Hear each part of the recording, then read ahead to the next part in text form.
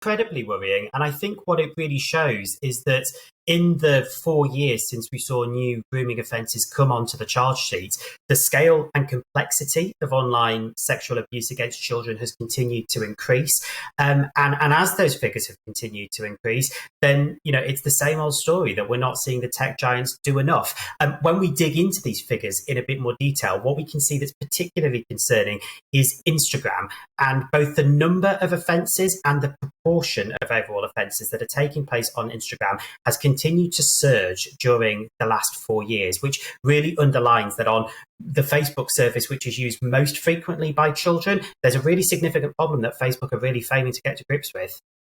I mean, has big tech essentially created a perfect storm here? Because it sort of set in motion this trend of, especially girls, but not always girls, but pouting for the camera and posing in, pretty seductive ways, considering their relatively young age, and amassing lots and lots of followers and living for ticks and likes and probably attracting unwanted attentions, and at the same time being a little bit too naive to really understand the real world effects of that.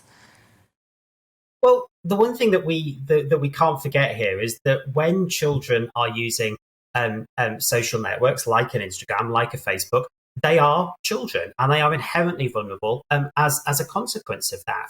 And we all have an expectation that in the offline world, we will have safe environments for children. So, if your child goes to the playground, that's a fundamentally safe space for them to be. If they go swimming, there will be lifeguards to make sure that they're safe. What we haven't seen on social media, despite the fact that it's such an important part, for better or worse, of children's lives, we know that the majority of children have social media accounts before the age of 13.